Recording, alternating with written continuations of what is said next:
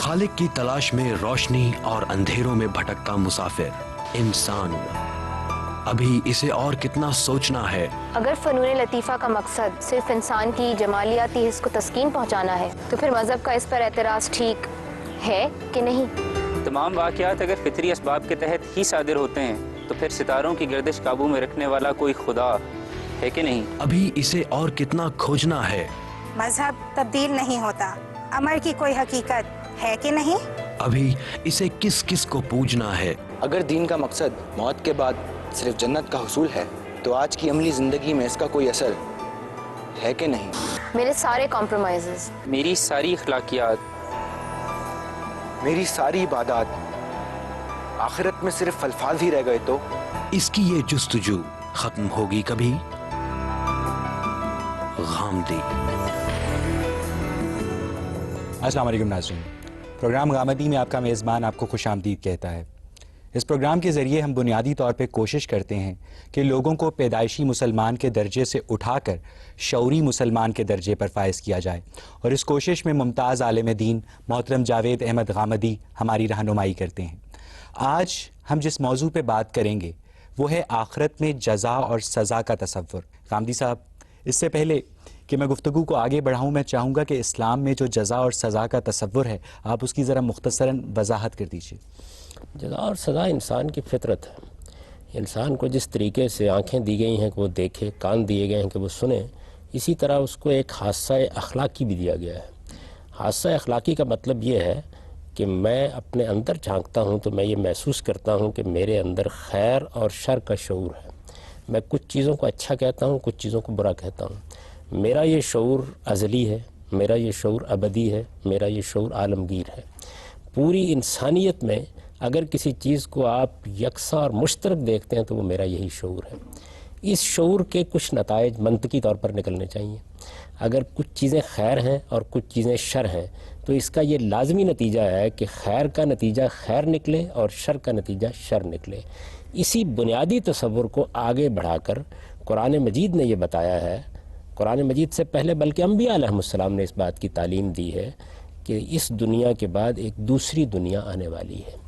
बल्कि कुरान मजीद और अंबिया अलैहिमुस्सलाम की तालीम का खुलासा तो ये है कि अल्लाह ताला ने असलन उसी दुनिया को बनाने का फ़ैसला किया। वो दुनिया अबदी होगी, उसमें मौत पर मौत तारी हो जाएगी, वो हमेशा के लिए होगी, उसका ऐश जावेदानी होगा, उसमें इंसान का इर्तिका लामहदूद होगा।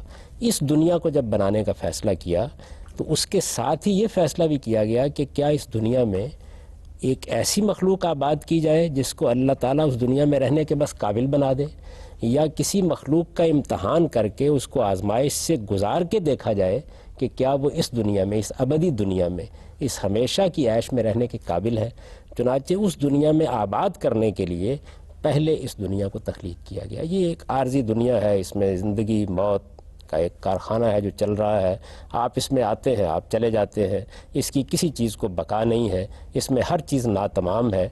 और इस दुनिया के अंदर इंसान को इम्तहान से गुजार कर ये देखा जा रहा है कि कौन लोग हैं जो मेरिट पर उस दुनिया में आबाद होने का अपने आप को अहल साबित करते हैं। यही इस्लाम का जज़ा और सज़ा का तसव्वुर है। इस जज़ा और सज़ा का कुछ हिस्सा इस दुनिया से भी मुतल्लक है और इस दुनिया में उसको इसलिए बरपा रखा गया है ताकि वो लोगों के लिए दलील बने आखिरत की जज़ा और सज़ा की। हमेशा की जज़ा और सज़ा, आखिरी दर्जे की जज़ा और सज़ा, हतमी जज़ा और सज़ा, वो कुरान भी यही कहता है और तमाम इल्हामी मज़ाहिब भी यही कहते हैं कि वो आखिरत में होगी। एक दुनिया ख़त्म होने वाली है, एक नई दुनिया वजूद में आने वाली है। वो कहाँ वजूद में आने वाली है इसका जवाब भी कुरान ने दे दिया है कि ये जो तुम अपने ऊपर एक अजीम कायनात देख रहे हो और ये भी देख रहे हो कि इसमें कहीं कोई आबादी नहीं है, ये बिल्कुल ढंढार पड़ी हुई है। इसको इसीलिए रखा गया है कि ये असल में उस पूरी दुनिया का मलबा है, इसी को जमा किया जाएगा। कुरान मजीद के अल्फाज ये हैं कि यौम तुबद्दलुल अर्ज़ु गैरल अर्ज़ि वस्समावात, इसी ज़मीन व आसमान के इन सैयारों, सितारों, कहकशानों को जमा करके हम एक नई दुनिया वजूद में लाएंगे जिसके अपने आसमान होंगे, जिसकी अपनी ज़मीन होगी, और फिर सब लोगों को हम उठाएंगे और उठाकर उनका हिसाब किताब करेंगे और उस दुनिया में उनको आबाद कर देंगे। गोया मेरिट पर एक दुनिया आबाद की जाएगी और उस मेरिट का खुलासा एक लफ्ज़ में क्या है, वो ये है कि किसने अपने आप को ज़्यादा से ज़्यादा पाकीज़ा बनाया है। اس کو قرآن اپنی اصطلاح میں تزکیہ کہتا ہے. کس نے کتنا پیوریفائی کیا ہے اپنے آپ کو، جبلتوں کی اور عقل کی کشمکش میں اس کا فیصلہ ہر موقع کے اوپر کیا رہا ہے. اگر وہ پاکیزگی کا فیصلہ ہے تو اس کے لیے جنت ہے، اور اگر وہ آلودگی کا فیصلہ ہے تو اس کے لیے جہنم ہے.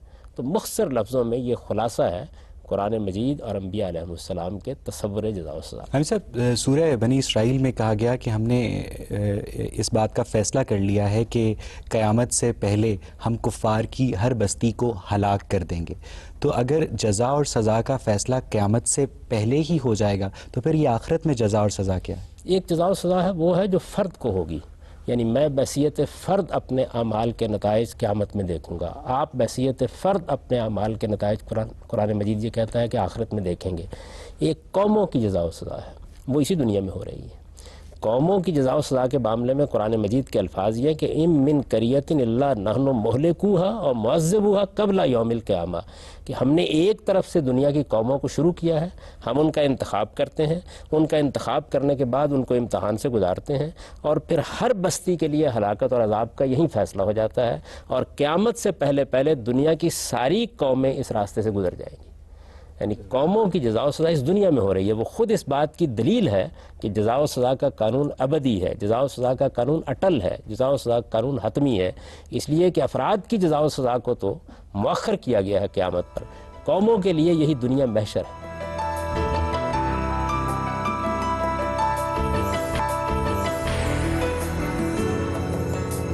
اگر گاندھی صاحب، ٹوائن بھی تو یہ کہتا ہے کہ اپنے مطالعہ تاریخ میں کہ جن بھی قوموں کو عروج حاصل ہوتا ہے ان کو زوال آنا ہی ہوتا ہے.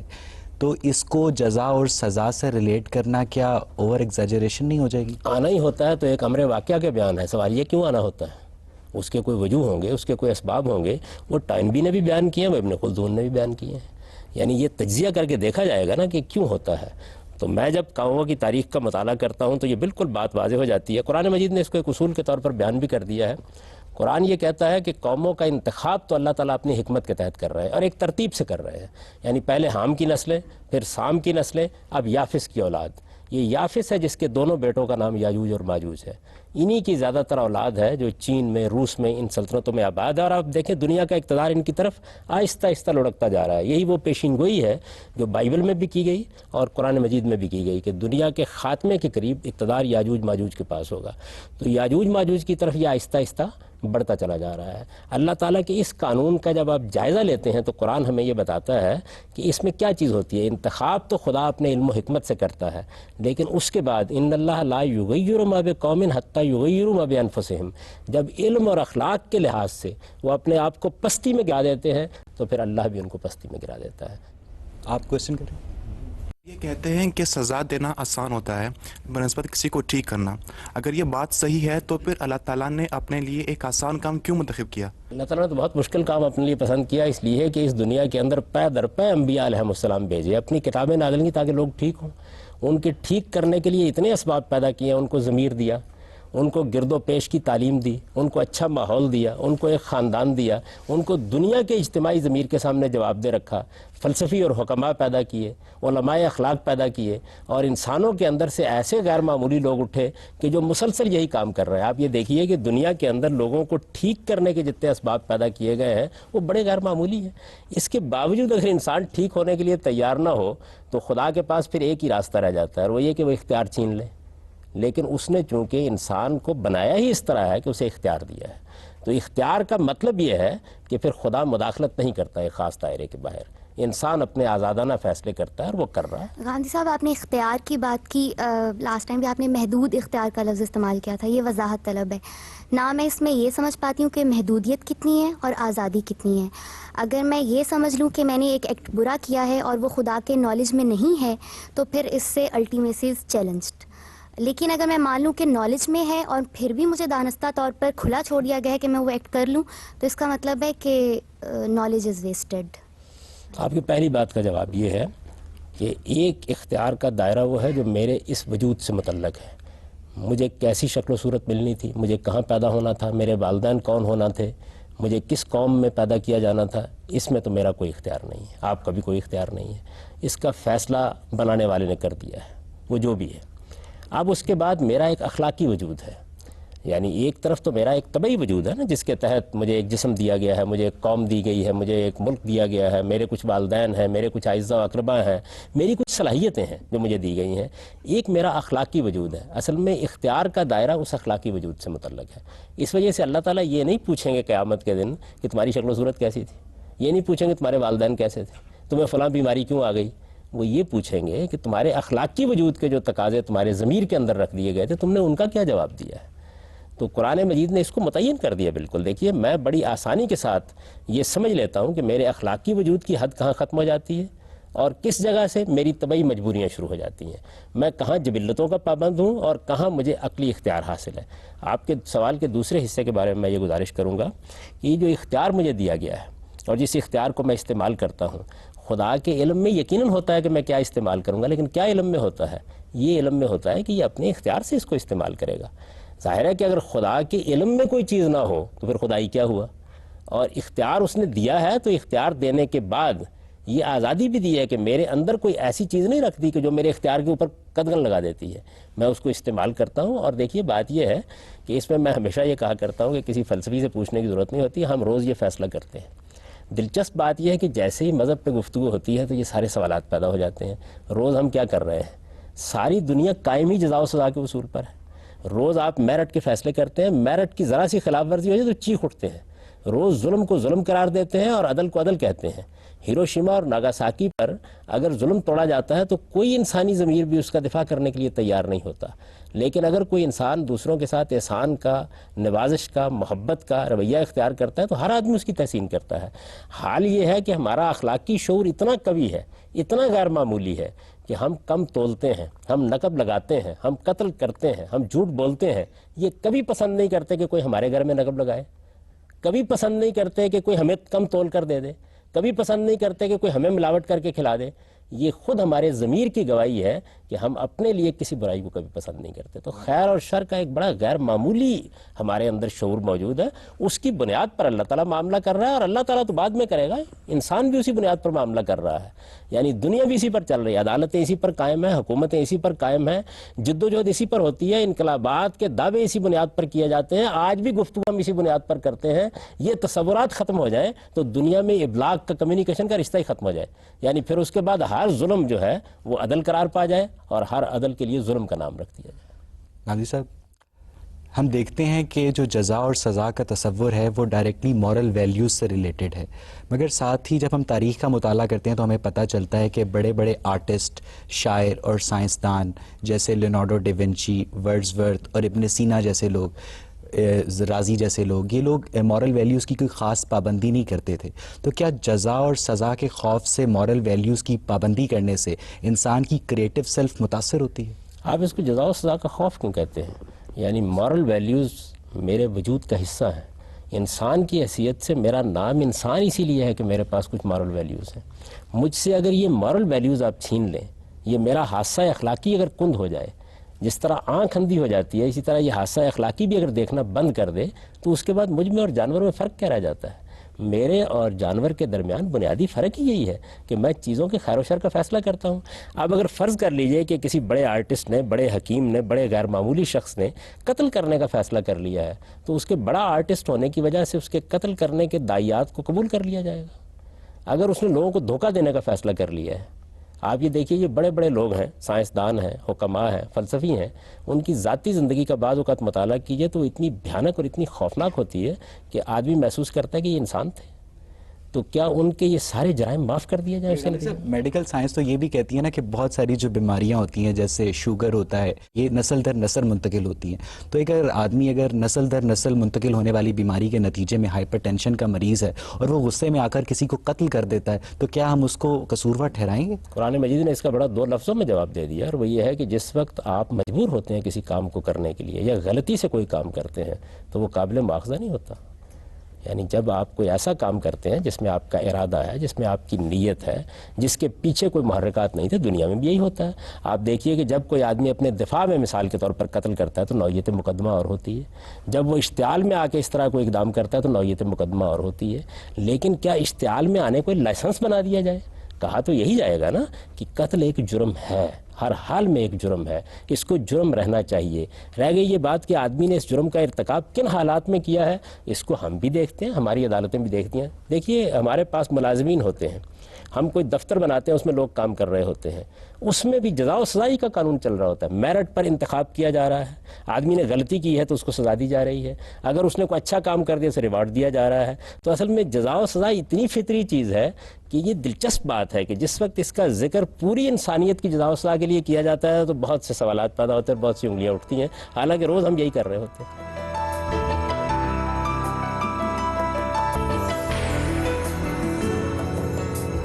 میں یہ پوچھنا چاہوں گا کہ قرآن کریم میں سورہ کہف میں جو واقعہ بیان ہوا ہے حضرت موسیٰ اور ایک شخص کا جسے حضرت خضر علیہ السلام سے منسوب کیا جاتا ہے، اس میں جب ہم دیکھتے ہیں تو وہ شخص جو ہے اس نے ایک بچے کو قتل کیا اور اس کے جواب میں حضرت موسیٰ کو یہ بتایا جاتا ہے کہ اس کے قتل کرنے کی وجہ یہ تھی کہ یہ مستقبل میں جو ہے وہ کوئی بدماش، ڈکیت یا قاتل بنے گا، اور اس وجہ سے اپنے ماں باپ کا جو نام اور پہچان ہے اس کو داغدار کرے گا۔ باقی کے جو واقعات ہیں، دیوار کا گرانا اور کشتی میں جو ہے وہ سوراخ کرنا، اس کو بھی اگر دیکھا جائے تو ایسا لگتا ہے کہ جیسے اچھائی یا برائی جو ہے یہ پہلے سے ڈٹرمنڈ ہے، اور اگر یہ پہلے سے ڈٹرمنڈ ہے تو پھر جزا اور سزا کیسی؟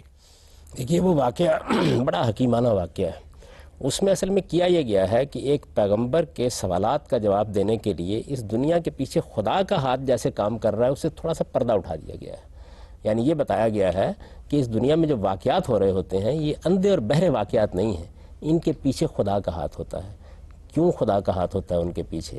اگر بالکل بے لگام چھوڑ دیا جائے انسان کو، یعنی میں قتل کا منصوبہ بناتا ہوں، میں اس کی باقاعدہ منصوبہ بندی کرنے کے بعد اس کے لیے اقدام کرنا چاہتا ہوں، یہاں تک تو میرا اختیار ہے، قتل ہو جانے دیا جائے، اس معاملے میں بعض اوقات خدا مداخلت کرتا ہے، اسے کرنی چاہیے ورنہ دنیا فساد کا شکار ہو جائے گی۔ وہاں جو سوال کا جواب دیا گیا ہے وہ یہ ہے کہ یہ نوجوان اپنے والدین کے لیے بہت بڑا مسئلہ بننے والا تھا، تو اس وجہ سے ہم نے اس کی زندگی ختم کر دی۔ یہ روز ہو رہا ہے، بچے مر رہے ہیں، لڑکپن میں لوگ دنیا سے رخصت ہو رہے ہیں، نوجوان دنیا سے رخصت ہو رہے ہیں۔ یہ اس سوال کا جواب دیا گیا ہے کہ یہ کیوں ہو رہا ہے، اس کا ایک جواب، یہ نہیں بتایا گیا کہ سارے جواب ہیں، ایک چیز سے پردہ اٹھا کے یہ بتا دیا گیا کہ اس کے پیچھے خدا کی یہ حکمتیں ہوتی ہیں۔ یعنی خدا مداخلت کرتا ہے، اور مداخلت کرنے کے بعد لیکن اس کا مطلب یہ نہیں ہے کہ اس مداخلت کے نتیجے میں بری الذمہ ہو جاتا ہوں۔ اس کو دیکھیے چند اصولوں میں سمجھ لیجئے۔ میں یہاں سے ارادہ کرتا ہوں کہ مجھے حج کرنے کے لیے جانا ہے، ایک نیکی کا کام ہے، میں نے اس کے لیے روپیہ جمع کیا ہے، میں نے اپنا گھر بار چھوڑا ہے، میں نکل کھڑا ہوا ہوں، راستے میں حادثہ ہو گیا اور میں نہیں کر سکا، تو مجھے کیا اس نیکی کے اجر سے محروم کر دیا جائے گا؟ قرآن کا جواب یہ ہے کہ نہیں، وہ نیکی آپ کی نیت کی بنیاد پر آپ کو حاصل ہو جائے گی۔ اللہ تعالیٰ نے روک دیا، نہیں ہونے دیا، اس میں کچھ مصلحتیں ہوتی ہیں، ان میں سے کچھ مصلحتیں ہیں جس کو واقعہ خضر میں بیان کر دیا گیا ہے۔ بالکل اسی طریقے سے میں گھر سے نکلتا ہوں، کسی آدمی کو مارنے کے لیے نکل کھڑا ہوتا ہوں، تو کیا ہر آدمی کو لائسنس دے دیا جائے کہ وہ جب کسی کو مارنا چاہے مار دے؟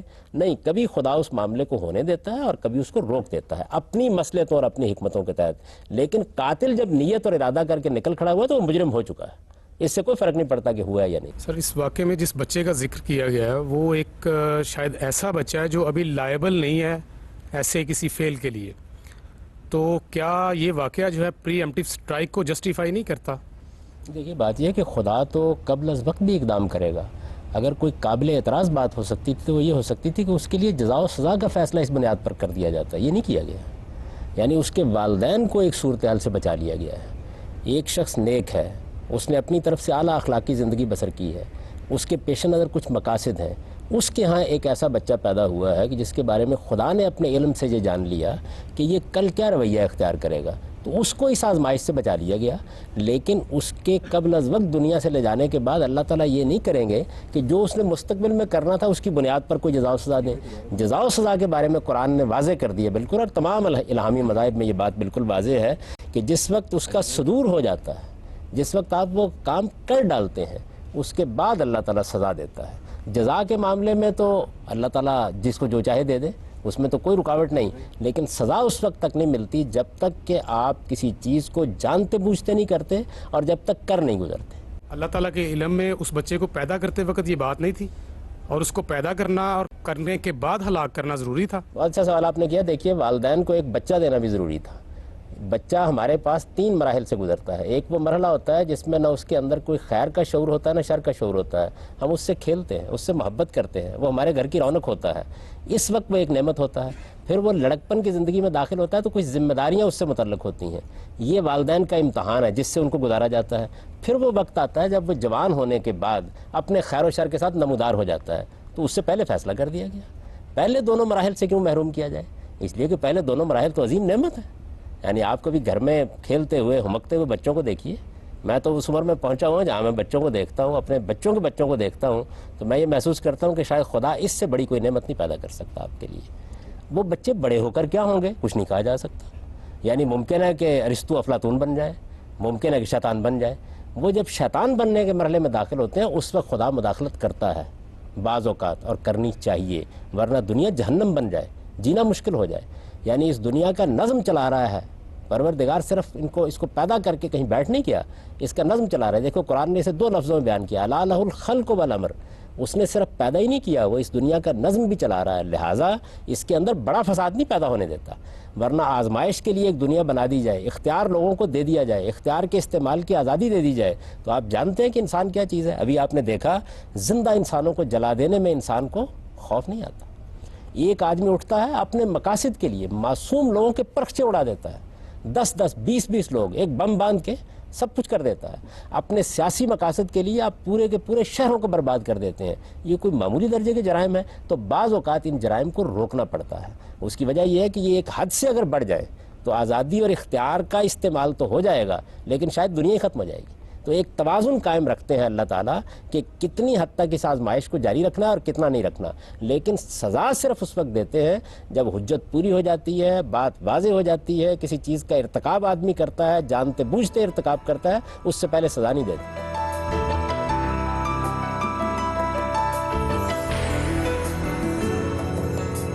کاملی صاحب, سورہ بقرہ کی 62ویں آیت میں آتا ہے کہ بھلے تم مسلمان ہو, یہودی ہو, عیسائی ہو یا ستارہ پرست ہو, اگر تم خدا اور روز آخرت پر ایمان رکھتے ہو تو قیامت کے دن تم غمناک نہ ہوگے.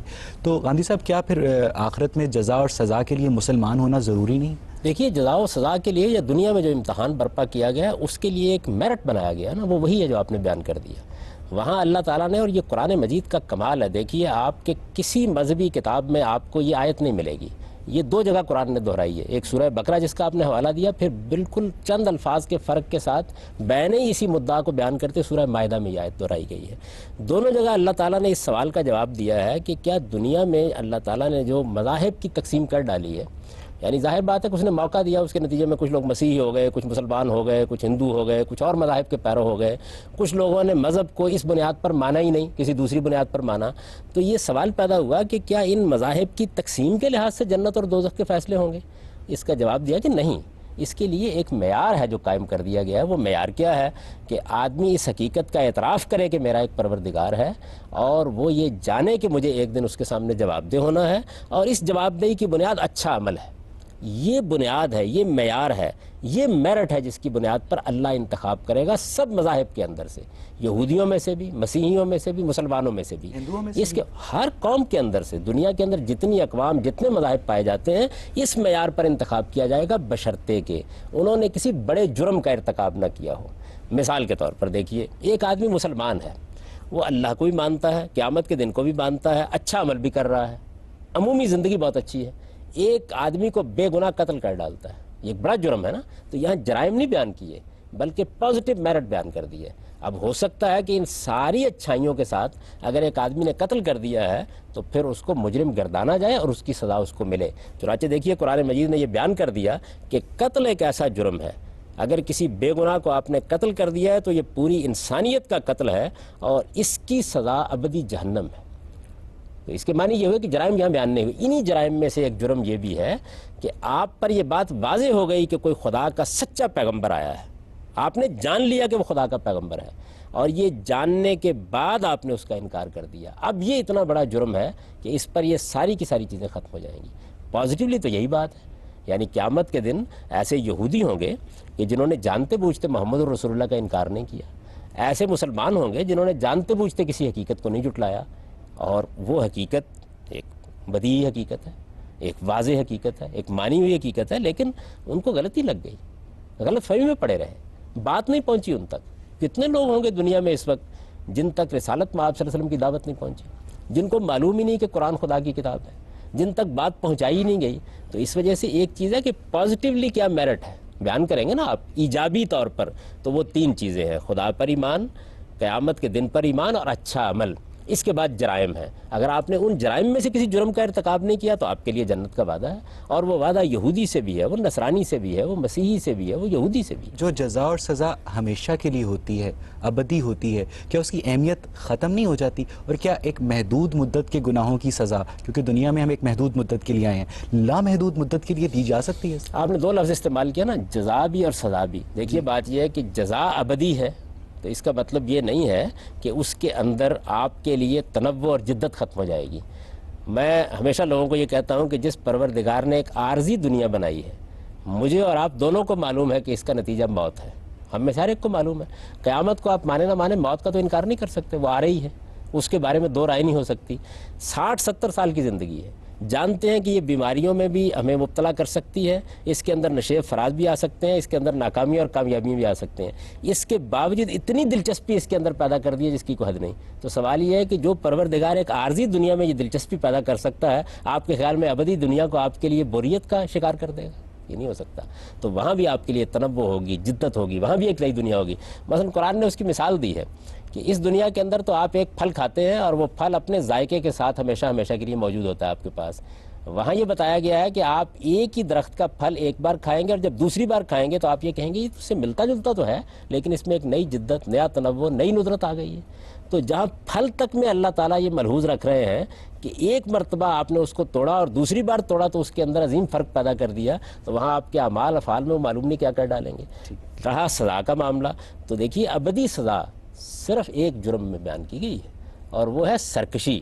سرکشی کا مطلب یہ ہے کہ کسی شخص نے یہ جان لیا کہ خدا ہے، یہ جان لیا کہ خدا کے پیغمبر آئے ہیں، یہ جان لیا کہ اعلیٰ اخلاقیات کیا ہیں، اس کے بعد جانتے بوجھتے سرکشی کے ساتھ خدا کے مقابل کھڑے ہو کر اپنے آپ کو کسی بڑے فساد میں مبتلا کر لیا۔ صرف ان لوگوں کی سزا، اور باقی سارے گناہوں کی ابدی سزا نہیں ہے؟ ایسا نہیں ہے، یہ قرآن وہ نے لوگ بیان اپنی کیا۔ حصے کی سزا کاٹ کے جنت میں آ جائیں گے؟ دیکھیے بات یہ ہے کہ بہت سے لوگ ہوں گے کہ جن کے جزا و سزا کے معاملات کو دیکھا جائے گا اور یہ معلوم ہو جائے گا کہ ان کے یہاں نیکی کا پلڑا بھاری ہے، تو ان کے لیے تو پہلے ہی فیصلہ کر دیا جو اپنے جو سرکشی نہیں کر رہے، دوسرے جرائم کر رہے ہیں اور اس کی سزا جہنم میں کاٹ رہے ہیں، نہیں، اس میں بھی تو توازن پہلے دیکھا جائے گا نا۔ یعنی پہلے قرآن مجید نے یہ بیان کیا ہے کہ آپ کے جرائم بھی دیکھے جائیں۔ سرکشی کی جو سزا ہے وہ ہمیشہ کے لیے، باقی ساری سزائیں ہمیشہ کے لیے نہیں ہیں۔ ایسا ہی ہے، قرآن مجید نے وہ اپنے حصے کی سزائیں کاٹ کے جنت میں آ جائیں گے۔ دیکھیے 2 طرح کے لوگ ہوں گے نا، ایک وہ لوگ ہوں گے کہ جن کے جو جرائم آپ کے سامنے آئے ہیں، جن کو آپ جرائم کہتے ہیں، جو قابل سزا ہیں، ان کے مقابلے میں ان کی نیکی، ان کا اخلاق، ان کا کردار، ان کی سیرت کی بہتری بہتر ہے۔ اچھا، کچھ دوسرے لوگ ہوں گے کہ جن کے جرائم ذرا بھاری پڑ رہے ہوں گے، تو وہ ظاہر ہے کہ سزا پائیں گے، کچھ تو دیر کی سزا پائیں گے، اور سزا کے کئی مدارج بیان ہوئے ہیں۔ یعنی کچھ لوگ وہ ہوں گے کہ جن کے لیے میدان حشر کے اندر کچھ دیر روک رکھنا ہی سزا بن جائے گا، کچھ لوگ ایسے ہوں گے کہ جن کے لیے جہنم کے کسی اوپر کے طبقے میں لے جانا ہی سزا بن جائے گا۔ وہ کہتے ہیں نا all is well that ends well، جب ساری جنت میں پہنچ جائیں گے تو جس زیادہ کام اچھے کام کر کے جنت میں پہنچے گا، اور جو کم اچھے، یہ بھی اصل میں ایک رشوت ہے جو انسان اپنے دل و دماغ کو دے لیتا ہے۔ دیکھیے بات یہ ہے کہ آپ کو 10 منٹ کے لیے آگ میں ڈال دیا گیا یا ہمیشہ کے لیے ڈال دیا گیا، کوئی معمولی بات ہے؟ رزلٹ تو اس وجہ سے خدا کا خوف کرنا چاہیے۔ ظاہر ہے کہ جرائم کے لحاظ سے ہوگا۔ یہ کیسے ہو سکتا ہے کہ ایک شخص نے سرکشی کا طریقہ اختیار کیا اور ایک سے غلطی ہو گئی ہے؟ اچھا، پھر غلطیوں کے بارے میں دیکھیے قرآن مجید نے کیا بات کہی ہے۔ یعنی جزا کے معاملے پر تو کوئی اعتراض ہی نہیں ہے، سزا کے معاملے کو دیکھو کیسے بیان کیا ہے۔ پہلی بات یہ بیان کی ہے کہ بڑے بڑے جرائم ان کی فہرست الگ ہے، چھوٹی غلطیاں بھی ہوتی ہیں، تو فرمایا کہ اگر تم بڑے بڑے جرائم سے اپنے آپ کو بچائے رکھتے ہو تو نکفر عنکم سیئاتکم، چھوٹے گناہ ہم ویسے ہی معاف کر دیں گے، ایک بات۔ اچھا، دوسری بات دیکھیے کیا کہی، دوسری بات یہ کہی کہ اگر کوئی آدمی جذبات سے مغلوب ہو کر بڑے سے بڑے گناہ کا ارتکاب کر لے اور گناہ جیسے ہی ہو جائے فوراً میری طرف لوٹ آئے، اللہ تعالیٰ کہتے ہیں کہ اگر وہ میری طرف فوراً لوٹ آئے تو میں نے اپنے اوپر لازم کر رکھا ہے کہ اسے معاف کر دوں گا۔ تو دیکھیے معافی، عفو، درگزر، یہ تو اتنا زیادہ ہے جس کی کوئی حد نہیں۔ قرآن مجید کے بارے میں یہ تاثر ہو گیا، یا الہامی مذاہب کے بارے میں، وہ تو جنت کی بشارت دے رہی ہیں انسان کو، عفو درگزر کی بشارت دے رہی ہیں، تو فرمایا معاف کر دوں گا۔ اچھا، اس کے بعد مزید دیکھیے، یہ بتایا کہ اگر کوئی جرم ہوا ہے لیکن غلطی سے ہو گیا، یعنی انسان کی نیت نہیں تھی، انسان کا ارادہ نہیں تھا، جیسے قتل خطا ہو جاتا ہے، اس طرح کوئی جرم ہو گیا تو فرمایا اس پر میں مواخذہ ہی نہیں کروں گا۔ تو یہ نہیں کیا گیا کہ سب جرائم کی سزا یہ ہے کہ ابدی طور پر جہنم میں ڈال دیا جائے، ان کو کیٹیگرائز کیا گیا ہے، بتایا گیا ہے کہ ان کے درجے ہیں، بڑے ہیں، چھوٹے ہیں، اور جس طرح ایک عدالت فیصلہ کرتی ہے اسی طرح فیصلہ۔ پھر اس کے بعد مزید یہ کہا گیا ہے کہ خدا اس وقت تک کسی شخص کے بارے میں کوئی جزا و سزا کا فیصلہ نہیں کرے گا جب تک وہ مطمئن نہیں ہو جائے گا کہ ہاں میں اس کا مستحق ہوں اور مجھے یہ سزا ملنی چاہیے۔ دنیا کا کوئی بندہ اپنی سزا سے مطمئن نہیں ہوتا۔ ایک اطمینان وہ ہے، عورت میں اطمینان وہ ہے جو اس دنیا میں بہانے بازی کے طور پر ہوتا ہے۔ جب حقائق سامنے آتے ہیں تو اس کے بعد آپ کو استدلال کے سامنے سر جھکانا ہوتا ہے۔ یہ صورتحال تو ہم دنیا کی عدالتوں میں دیکھتے ہیں کہ جس وقت جرائم کی آپ کے سامنے پوری تصویر آ جاتی ہے اور گواہ بھگت جاتے ہیں اور حقائق واضح ہو جاتے ہیں تو یہاں بھی مجرم اعتراف کرنے کے مجبور ہوتے ہیں کہ ٹھیک سزا مل رہی ہے۔ ٹھیک، آپ پوچھیں۔ سر پچھلے دنوں ایک عورت نے زندگی سے تنگ آ کر اپنے بچوں کے ساتھ ٹرین کے نیچے آ کر خودکشی کر لی۔ جس طرح کہتے خودکشی تو حرام ہے، تو کیا آخرت میں اس کے لیے بھی سزا ہے؟ دیکھیے، جرائم کی سزا جب بیان کی جاتی ہے تو اس میں یہ چیز مضمر ہوتی ہے کہ حالات دیکھے جائیں گے۔ قرآن مجید نے جو دنیوی سزائیں بیان کی ہیں ان میں بھی حالات کی رعایت ملحوظ رکھی ہے۔ آپ یہ دیکھیے کہ بدکاری کی سزا بیان کی گئی ہے قرآن مجید میں، اس کے بعد یہ بتایا گیا ہے کہ اس معاشرے میں لونڈیاں ہیں جن کی اخلاقی تربیت اچھی نہیں ہوتی، جن کا ماحول اچھا نہیں ہوتا، تو فرمایا ان کو یہ سزا نہیں دی جا سکتی۔ تو اس عورت کے حالات کیوں نہیں دیکھے جائیں گے؟ اس نے کن حالات میں خودکشی کی، وہ کہاں پہنچی، اس نتیجے تک پہنچنے کے محرکات کیا تھے، یہ سب خدا کھول کے رکھ دے گا اپنے سامنے۔ تو سزا جب بیان کی جاتی ہے تو یہ بیان کر دیا جاتا ہے نا، قتل کی سزا قتل ہے، لیکن کسی قاتل کو سزا دیتے وقت بھی اس کے حالات دیکھے جاتے ہیں، بہت سے سوالات پوچھے جاتے ہیں۔ جرم کن حالات میں ہوا ہے، جرم کے محرکات کیا تھے، یہ آدمی ابھی نا تربیت یافتہ تو نہیں تھا، اس کا علم کتنا تھا، یہ ساری چیزیں اللہ تعالیٰ دنیا میں بھی کہتا ہے دیکھنی ہے اور قیامت کے دن بھی ظاہر ہے کہ اس کو دیکھیں۔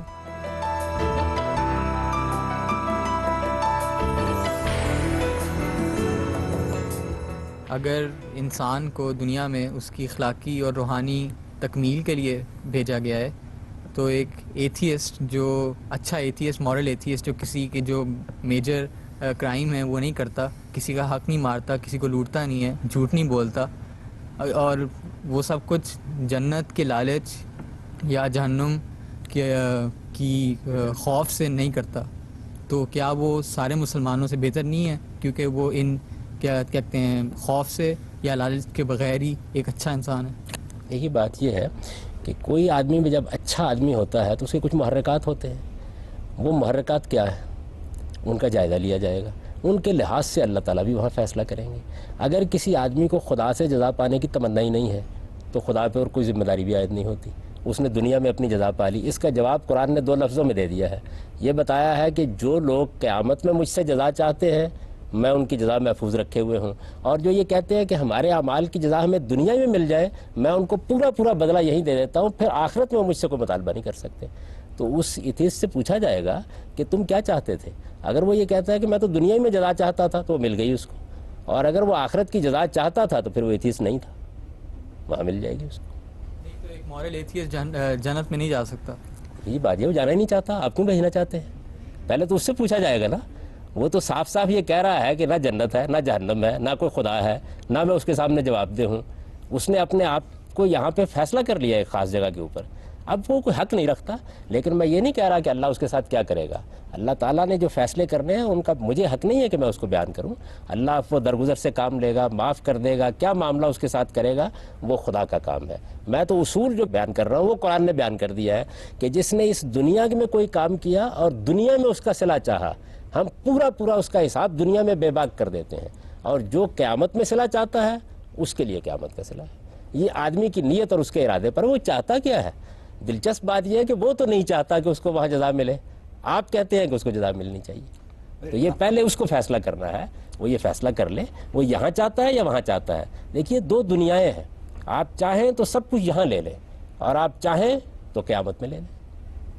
تو غامدی صاحب، وہ جو کیا کہتے ہیں مورل ایتھیسٹ ہے جو آخرت میں نہ جنت میں یقین رکھتا ہے نہ جہنم میں یقین رکھتا ہے، تو پھر اس کی جزا اور سزا کا فیصلہ کیسے ہوگا؟ ہو گیا یہاں پہ اس کی صورتحال کا جائزہ لیا جائے گا نا، یعنی اس کو غلطی لگ گئی تھی، وہ کسی غلط فہمی میں تھا، اس نے سرکشی کا رویہ اختیار کیا ہے، اس پر حق واضح ہو گیا تھا اور اس نے اس کو نہیں مانا ہے، اس کے تعصبات آڑے آئے ہیں، اس نے اپنے جذبات کو عقل پر غلبہ دے دیا تھا، کیا کیا تھا؟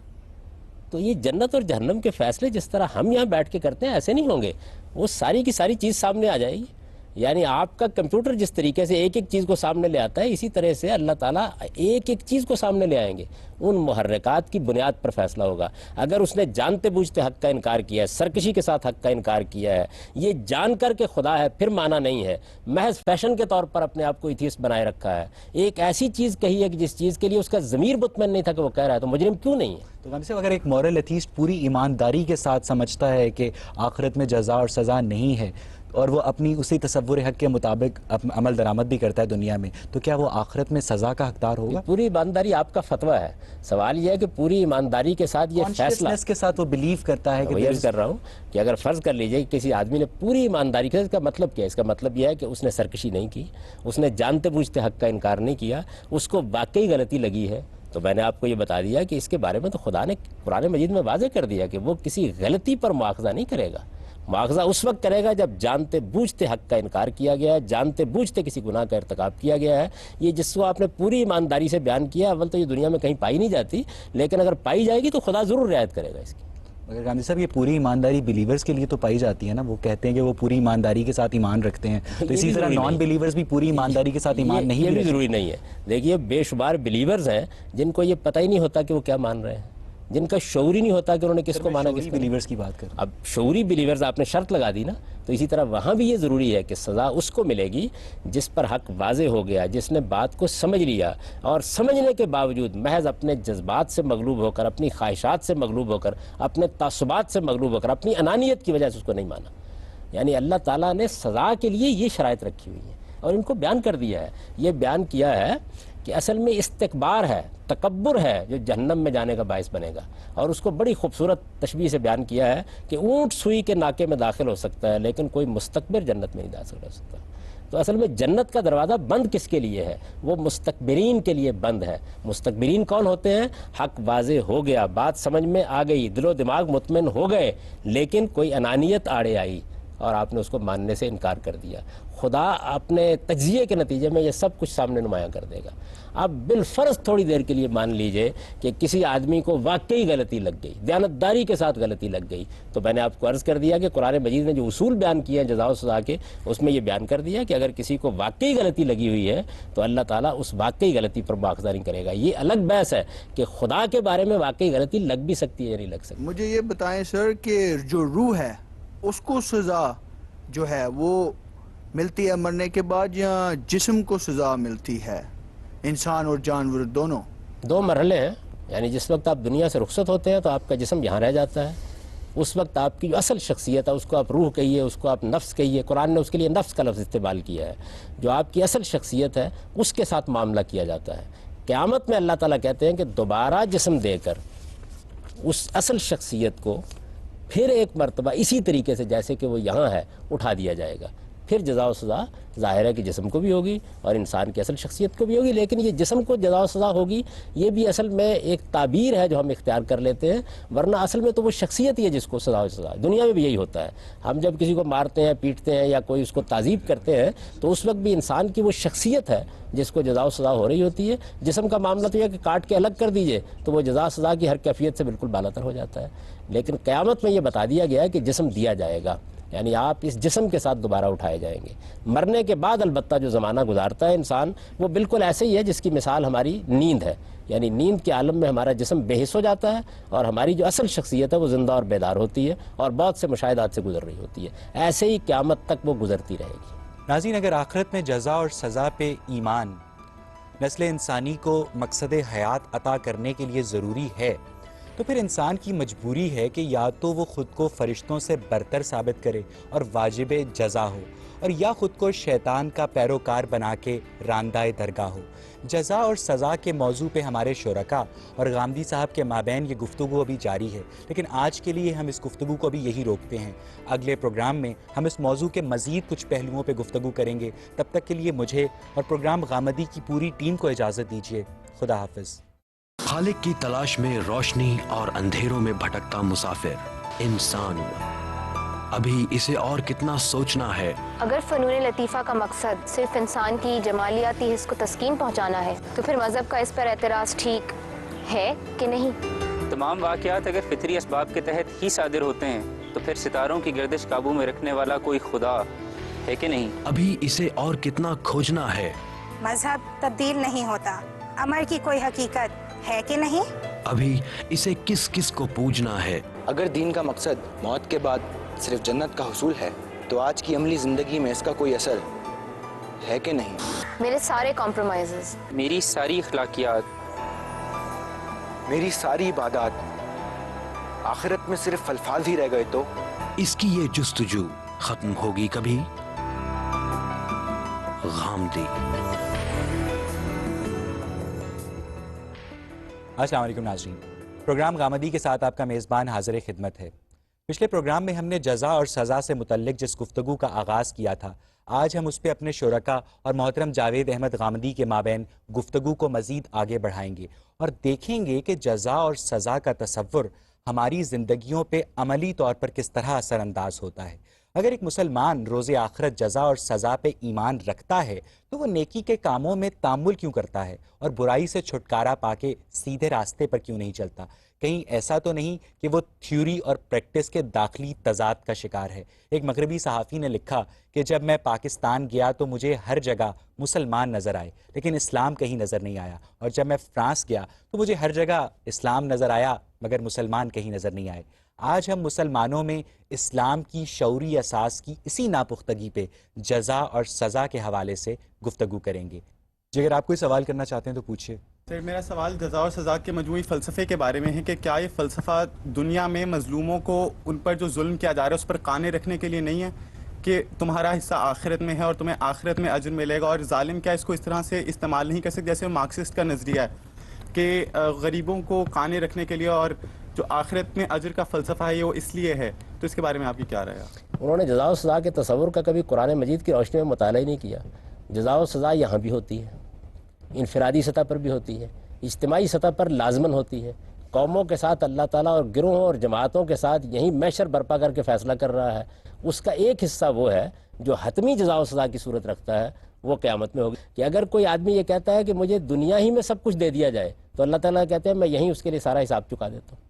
तो इस वजह से जज़ा और सज़ा का तसव्वुर एक बड़ा जामे तसव्वुर है।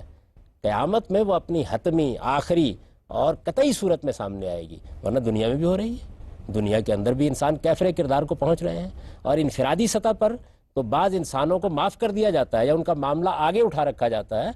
इज्तिमाई सतह के ऊपर तो यही सारे मामला तय हो रहे हैं। कौमों के मामला, गिरोहों के मामला ये यही है। आप मुसलमानों को देख लीजिए, दुनिया में उनके अरूज को देखिए, अब उनके ज़वाल को देखिए। यही मामला दुनिया की सब कौमों के साथ होता है, और फिर जब कौमें गिरती हैं तो उसकी सज़ा अफराद भी भुगत रहे होते हैं। तो ये मामला यूँ नहीं है कि सिर्फ क़यामत ही पर इसको मौखर रखा गया है। जज़ा और सज़ा एक नहायत जामे तसव्वुर है जिसके कुछ हिस्से यहाँ बर्पा हो गए हैं और वो रोज़ हो रहे हैं, और कुछ हिस्से वो हैं कि जो क़यामत पे मौखर। रिवायात में आता है कि जो जन्नत है उसमें हर बंदा, जो मर्द और औरत है, वो 30 साल का ही होगा और कोई उसमें बच्चा नहीं होगा। तो क्या ये रिवायात ज़रा सवाल तलब है? फिर नहीं, देखिए बात ये है कि दो अलग अलग बातें हैं।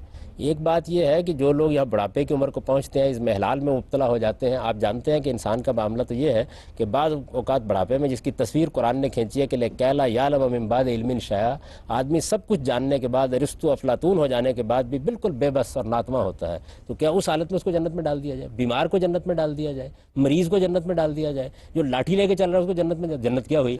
तो जवान लोग होंगे, और जवान का मतलब ये है कि अपने सारे आज़ा के साथ जिसमें कोई इज़्मेहलाल नहीं। इज़्मेहलाल के साथ अगर आप जन्नत में ले जाना चाहते हैं तो बड़ा मसला हो जाएगा। यहाँ पर तो कई लोग हैं कि बेचारे, हमने देखा बड़े बड़े नेकोकार लोग हैं, मरने से पहले सूरत हाल ये थी कि मफलूज हुए पड़े थे। तो आप कहें कि उसी सूरत में उनको जन्नत में डाल दिया जाए, तो हासिल क्या हुआ? नहीं, उनको तंदुरुस्त भी होना चाहिए, उनको जवान भी होना चाहिए, बल्कि जवान राना होना चाहिए। उनको उस उम्र को पहुँचना चाहिए जो उम्र उनकी बेहतरीन उम्र है, और उनकी सूरत शक्ल भी ऐसी होनी चाहिए कि जिसके अंदर कोई नक्स बाकी ना रहे। गामदी साहब, मेरे दो सवाल हैं। एक तो ये है कि अगर आखिरत में जज़ा और सज़ा इंसान को दुनिया में अच्छे कामों, अच्छे या बुरे कामों करने पर आमादा करती है, तो फिर जो इस तरह के कॉन्सेप्ट्स हैं कि ह्यूमन कॉन्शंस या इंसान की अक्ल सलीम या फितरत सलीम, तो इस तरह के कॉन्सेप्ट्स बेमानी नहीं रह जाते? और तो दूसरा, हमने नहीं कहा ना, ये बात कुरान ने कही है ना इल्हामी मज़ाहिब ने कही है कि जज़ा और सज़ा आदमी को अच्छे काम करने पे आमादा करती है। ये तो नहीं कहा गया। अल्लाह ताला की दावत तो ये है कि मैंने तुम्हें अच्छाई का शऊर दिया है, میں نے تمہیں برائی کا شعور دیا ہے. اللہ تعالیٰ تو یہ کہتے ہیں کہ میں نے جب اس نفس انسانی کو نیک سک سے درست کیا تو فَأَلْهَمَهَا فُجُورَهَا وَتَقْوَاهَا، میں نے اس کے اندر یہ صلاحیت رکھی کہ یہ برائی کو پہچان سکے، یہ بھلائی کو پہچان سکے. اللہ تعالیٰ تو یہ کہتے ہیں کہ ہم نے انسان کو بنایا، اِنَّا هَدَيْنَاهُ السَّبِيلَ، ہم نے اس کو راستہ بتا دیا، اما شاکرم و اما کفورا، چاہے تو شکر گزار بندہ بنے اور چاہے تو ناشکرا ہو کر دنیا میں زندگی بسر کرے. اللہ تعالیٰ یہ کہتے ہیں کہ میں نے تمہیں 2 آنکھیں دی ہیں، 2 ہونٹ دیے ہیں، 2 کان دیے ہیں، وَهَدَيْنَاهُ النَّجْدَيْنِ، اور دونوں خیر اور شر کے راستے سجائے ہیں. تو اللہ تعالیٰ نے یہ بات کہیں نہیں کہی کہ انسان صرف جزا و سزا کے خوف سے ایسا کرتا ہے. جزا و سزا ایک حقیقت ہے، اس دنیا کے اندر بھی ایک حقیقت ہے، قیامت میں بھی ایک حقیقت ہے. یہاں ہم سارے کام جزا و سزا کے خوف سے نہیں کرتے، لیکن بہرحال یہ بتایا جاتا ہے کہ اگر کسی نے جرم کا ارتکاب کیا تو عدالتیں موجود ہیں، وہ سزا دیں گی. ہم محض اس وجہ سے چوری نہیں کرتے، نہیں، ہمارے اندر ایک ضمیر موجود ہے، ہمارے اندر ایک انسانیت موجود ہے، ہمارے اندر ایک خیر و شر کا شعور موجود ہے، ہمارے اندر اپنی رفت کا ایک احساس موجود ہے، ہمارے اندر ایک انا موجود ہے کہ جو نیکی سے بھی تسکین پاتی ہے، ہمارے اندر نیکی کے لیے غیر معمولی محبت موجود ہے. یہ چیزیں جن کی وجہ سے ہم جرائم سے بچتے ہیں اور نیکی کرتے ہیں. لیکن جزا و سزا کا تصور اس کے ساتھ ملحق رکھا جاتا ہے. قرآن نے یہ کہیں نہیں کہا کہ لوگوں کو ڈراؤ تاکہ وہ جرم نہ کریں. ہمارا یہ کام نہیں ہے کہ ہم کسی کے جنت اور جہنم کا فیصلہ کریں، کسی کے بارے میں بھی ہمیں یہ نہیں کرنا، نہ یہاں کرنا ہے نہ آگے کرنا ہے. یہ خدا نے فیصلے کرنے، ہمارا کام اصول بیان کرنا ہے. یہ میں مذہبی لحاظ سے ہر شخص کو نصیحت کرنا چاہتا ہوں کہ ہمیں دنیا کے اندر کسی شخص کے لیے جنت اور جہنم کے فیصلے کرنے کا حق نہیں دیا گیا. یہ حق ہمیں حاصل ہی نہیں ہے. ایک حدیث آتی ہے صحیح بخاری میں جس میں جب کہا گیا ہے کہ کچھ چیزیں ہیں جو پری ڈٹرمنڈ ہیں، القدر کچھ 4-5 چیزیں ہیں کہ کہاں پیدا ہوتا ہے اور یہ کس وقت پیدا ہوتا ہے، کس ماں باپ کے پیدا ہوتا ہے. تو ایک جو اس میں سے چیز تھی وہ یہ تھی کہ جب فرشتہ آتا ہے 40 دن کے بعد اور بچہ بھی فارم ہو رہا ہوتا ہے، تو one of those things was کہ کیا وہ اچھا ہوگا یا برا.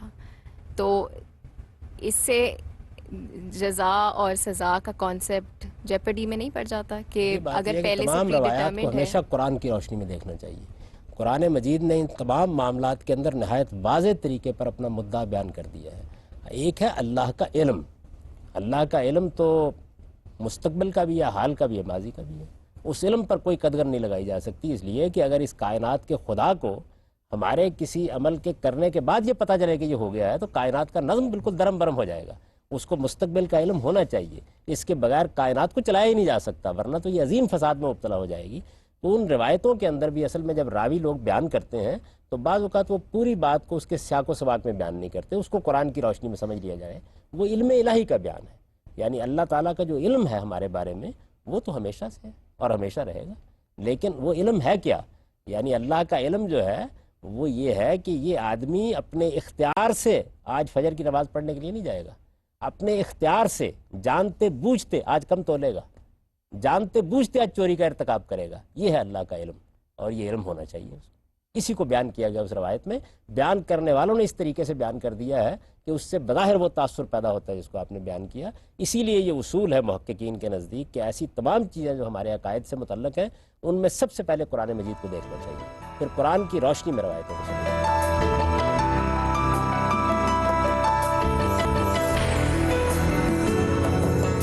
اگر آخرت میں انصاف ہو تو زیادہ لوگ جہنم میں جائیں گے کیونکہ دنیا میں برے لوگوں کی تعداد زیادہ ہے، اور اگر آخرت میں رحمت ہو تو زیادہ لوگ جنت میں جائیں گے کیونکہ اللہ میاں کی رحمت قوی ہے. تو دامی صاحب کیا انصاف اور رحمت دو متصادم جذبے ہیں؟ نہیں، اس کو آپ ذرا تھوڑا سا تفصیل کے ساتھ سمجھ لیجئے. دیکھیے بات یہ ہے کہ انصاف کا تقاضا کب پیدا ہوتا ہے؟ جب میں دوسرے کے ساتھ کوئی معاملہ کرتا ہوں جس کو آپ مذہبی اصطلاح میں حقوق العباد کہتے ہیں. میں نے کسی کے ساتھ ظلم کیا ہے، میں نے کسی کا مال لوٹ لیا ہے، میں نے کسی کی زمین ہضم کر لی ہے، میں نے کسی کو تھپڑ مار دیا ہے، میں نے کسی کے ساتھ زیادتی کی ہے، میں نے کسی کی جان مال آبرو کے خلاف کوئی اقدام کیا ہے. یہاں رحمت کا کوئی سوال نہیں، یہاں انصاف ملنا چاہیے. لیکن آخرت میں شفاعت بھی تو ہوتی ہے نا. میری گزارش سن لیجیے نا، یہاں پر تو اصل میں دو فریق ہیں، یعنی ایک فریق خدا ہے اور ایک فریق وہ آدمی ہے جس کے ساتھ میں نے زیادتی کی ہے، جس کے ساتھ میں نے ظلم کیا ہے. اس کو مطمئن ہونا چاہیے. اس وجہ سے یہ بات حدیثوں میں بھی بیان ہو گئی اور قرآن نے بھی اس کو وضاحت کے ساتھ بیان کر دیا ہے کہ جب آپ کسی کے ساتھ کوئی معاملہ کرتے ہیں تو اس میں آپ کو اس شخص کو مطمئن کرنا پڑے گا. اب رحمت در حقیقت خدا سے ہٹ کر اس آدمی کی طرف چلی گئی ہے. وہ معاف کرے گا تو آپ کو معافی ملے گی. یہ کیسے ہو سکتا ہے کہ مقتول وہاں کھڑا ہو گریبان میں ہاتھ ڈالنے کے لیے اور خدا معاف کر دے؟ ایک وہ جرائم ہیں جو اللہ سے متعلق ہوتے ہیں، یعنی جن میں کسی پر ظلم نہیں ہوتا, کسی پر زیادتی نہیں ہوتی. مثلا کسی آدمی نے نماز نہیں پڑھی, کسی آدمی نے روزہ نہیں رکھا ہے, کسی آدمی نے اللہ تعالیٰ کے ساتھ کوئی ایسا معاملہ کر دیا ہے کہ جو معاملہ حدود سے متجاوز تھا. اس طرح کے بہت سے امور ہیں جن کو حقوق اللہ کہا جاتا ہے, ان میں اللہ کی رحمت بہرحال غلبہ رکھتی ہے اور اسے رحمت کرنے کا حق بھی ہے. لیکن یہ کہ جہاں دوسروں کے ساتھ معاملات ہیں, ایک بڑھیا کی زمین میں نے یہاں ہتھیا لی, وہاں خدا رحمت کر کے مجھے جنت میں بھیج دے اور وہ بیچاری وہاں چلاتی رہے, تو یہ انصاف کیا ہوا؟ وہاں انصاف ملنا چاہیے. تو اس کو تقسیم کر دیا گیا ہے کہ خدا کے ساتھ میرے جو معاملات ہیں ان پر رحمت کا غلبہ ہوگا, اور انسانوں کے ساتھ جو میرے معاملات ہیں وہ ٹھیک انصاف کے مطابق ہوں گے. البتہ وہ آدمی مجھے معاف کر دے, بہت اچھی بات ہے. دیکھیے نا, اس کو بیان کیا گیا ایک روایت کے اندر کہ اگر آپ نے کسی آدمی کے ساتھ زیادتی کی ہے, قتل کر دیا کسی آدمی کو, مقتول وہاں کھڑا ہو گیا ہے, تو مقتول کو دینے دلانے کے لیے آپ کے پاس کچھ نہیں ہے, وہ معاف کر دے, بہت اچھی بات ہے. لیکن اگر اس نے مطالبہ کر دیا وہاں پہ, تو آپ کے پاس دینے کے لیے صرف نیکیاں دینی پڑیں گی, اور اگر آپ کی نیکیاں ختم ہوں گی اور اس کا مطالبہ ختم نہیں ہوا تو پھر اس کی برائیاں لینی پڑیں گی, اس لیے کہ وہاں لین دین تو نیکیوں اور برائیوں کی بنیاد پر ہوگا. تو اس کو تقسیم کر کے سمجھ لے کہ یہ رحمت کے معاملے میں ہمیں پوری طرح متنبع رہنا چاہیے کہ رحمت کا تعلق اصل میں حقوق اللہ سے ہے. اللہ تعالیٰ, دیکھیے حدیثوں میں یہ بات آتی ہے, قرآن مجید کے اشارات سے بھی معلوم ہوتا ہے, آپ نے کوئی تسبیح کر ڈالی ہے, آپ نے کوئی نیکی کا کلمہ ادا کر دیا ہے, اللہ معاف کر دیتے ہیں. اللہ اپنے معاملات کو معاف کرتے ہیں اور ان کو وہی معاف کرنے بھی چاہیے. لیکن انسانوں کے معاملات کے اندر تو انہوں نے عدالت قائم کرنی ہے اور وہاں انصاف دینا ہے. یعنی آپ کے خیال میں جن لوگوں نے ہیروشیما اور ناگاساکی کے اوپر بم چلا دیے, جنہوں نے ڈیزی کٹر بموں سے انسانوں کو پگھلا ڈالا, جو آج معصوم انسانوں کے پرچے اڑا دیتے ہیں, ان کے بارے میں خدا کی رحمت کو وجود میں آنا چاہیے یا خدا کی عدالت کو قائم ہونا چاہیے؟ رام صاحب, جب امریکہ نے جاپان کے اوپر ایٹم بم گرایا تو وہ جاپانیوں کے لیے تو ظلم تھا, لیکن امریکہ کے لیے وہ جنگ کے خاتمے کی علامت تھی, امریکیوں کے لیے وہ خوشی کا پیغام تھا. تو ایک قوم کا ظلم دوسری قوم کے لیے ظلم نہیں ہوتا. اگر ایسا ہی ہوتا تو امریکہ معافی نہ مانگتا اس پر, پھر تو آج بھی انہیں کہنا چاہیے تھا کہ ہم نے بالکل درست کیا تھا. یہ معلوم ہو گیا کہ اس وقت انسانیت پر بہیمیت نے غلبہ پا لیا تھا, حیوانیت نے غلبہ پا لیا تھا. جنگ کو ختم کرنے کا یہ طریقہ نہیں تھا کہ آپ بے گناہ انسانوں کے خلاف اقدام کر ڈالیں. جنگ کی بھی ایک اخلاقیات ہے, آپ کمبیٹنٹس کے خلاف لڑتے ہیں, مقاتلین کے خلاف لڑتے ہیں, لڑنے والوں کو آپ سزا دیتے ہیں. وہ لوگ کے جو اپنے گھروں میں بیٹھے ہوئے تھے, وہ بچے جو اسکولوں کو جا رہے تھے, وہ بوڑھی عورتیں جو بازار میں شاپنگ کے لیے نکل رہی تھی, انہوں نے کیا قصور کیا تھا؟ یعنی جو اسلام نے اخلاقیات سکھائی ہے ہمیں جنگ کی, اس میں تو یہ ہے کہ عین میدان جنگ میں اگر کوئی آدمی ہتھیار پھینک دے تو آپ اس کے خلاف کارروائی نہیں کر سکتے. یہ تو دور جدید کی بدقسمتی ہے کہ اب مسلمان بھی بے گناہوں کو مارنا اپنے لیے جائز سمجھنے لگ گئے ہیں, ورنہ جس پیغمبر کے ہم ماننے والے ہیں اس کے ہاں تو اس کا کوئی تصور نہیں. تو اس وجہ سے امریکہ نے اگر اس چیز کا ارتکاب کیا اور واقعی انسانی ضمیر کے لحاظ سے کوئی اچھا کام تھا, تو پھر جا کر اس کی معافی بھی نہیں مانگنی چاہیے تھی. یہ خود اس بات کا ثبوت ہے کہ اس وقت بھی جانتے تھے اور ضمیر اس بات کی شہادت دیتا تھا. اس پر تبصرہ کیا قرآن مجید نے کہ بل الانسان علی نفسہ بصیرہ ولو القی معاذیرہ, انسان اپنے جرائم پر خود آگاہ ہوتا ہے اگرچہ بہانے تراش رہا ہوتا ہے. وقت گزرنے کے ساتھ بہانے ختم ہو جاتے ہیں, حقیقت کا اعتراف ہو جاتا ہے. یہ انسانی ضمیر کی گواہی ہے کہ غلط کام غلط ہے, وہ ہر حال میں غلط رہے گا, اس کی توجیحات کرنے کی کوشش نہیں کرنی چاہیے. یہ بہادروں کا کام نہیں ہے, بزدلوں کا کام ہے کہ وہ بے گناہوں کو مار کر جنگ. میرا سوال یہ کہ انسان جو ہے وہ اپنے حالات کا ایک پروڈکٹ ہے, جیسے جو اس کے ساتھ ہوتا ہے وہ اسی طرح اس کی پرسنالٹی فارم ہوتی جاتی ہے. تو اگر کوئی کرمنل ہے, اس کی جو ساری لائف ہے اس میں نیگیٹو چیزیں ہوتی رہی ہیں اور وہ اس کے اثر سے نیگیٹو ہو گیا, تو اس میں اس کا کیا قصور؟ انسانی شخصیت کا میری بہن ناقص تجزیہ ہے. انسان کے اندر جس طریقے سے خواہشات ہیں, رغبتیں ہیں, جس طرح وہ معاشرے سے متاثر ہوتا ہے, اسی طرح ایک بڑا سٹرونگ, بڑا قوی, بڑا غیر معمولی ارادہ اس کے اندر ہے. جس وقت وہ اس ارادے کو روبہ عمل کرتا ہے تو وہ ہر چیز پر غلبہ پا لیتا ہے. چنانچہ آپ دیکھیے کہ بدترین ماحول کے اندر بہترین لوگ پیدا ہوتے ہیں. فرعون کے گھر میں آسیہ موجود ہوتی ہے اور نوح کے گھر میں وہ بیٹا پیدا ہوتا ہے کہ جس کے اوپر لازماً عذاب آ جاتا ہے. تو اس وجہ سے ماحول اثر انداز ہوتا ہے, اس میں کوئی شک نہیں, لیکن انسان کے اندر کا ارادہ اس سے زیادہ قوی ہے اور وہ ہم روز دیکھتے ہیں کہ اس کا ظہور ہوتا ہے. آپ اپنی زندگی کا جائزہ لیں, ہم اپنی زندگی کا جائزہ لیں, ہم کہاں پیدا ہوئے تھے, ہمارے حالات کیا تھے, ہم نے کہاں سے نشو و نما پائی. اگر واقعتاً ماحول اسی درجے میں انسان کو بناتا ہے تو ہم میں سے کوئی بھی شاید آج یہاں نہ ہوتا جہاں ہم بیٹھے ہوئے ہیں. بے شمار مراحل سے گزرنے کے بعد انسان کے ارادے کے اندر بڑی قوت پیدا ہوتی ہے. اصل میں ارادے کو کمزور کرنے کا عمل ہے جو خود انسان کر لیتا ہے تو اس کے اندر کا چراغ بجھنا شروع ہو جاتا ہے, اس کے بعد پھر ماحول ہی ماحول رہ جاتا ہے. تو انسان کا تجزیہ کرنا چاہیے کہ انسان کیا ہے. انسان کے اندر ارادے کی اتنی بڑی قوت موجود ہے کہ جس کے نتیجے میں وہ بعض اوقات غیر معمولی کام کر ڈالتا ہے اور اپنے ماحول کے خلاف لڑ جاتا ہے. غامدی صاحب یہاں سے ہم گفتگو کو مزید آگے بڑھائیں گے، مگر ناظرین اس سے پہلے وقت ہوا ایک چھوٹے سے بریک کا. حاضر ہوتے ہیں بریک کے بعد.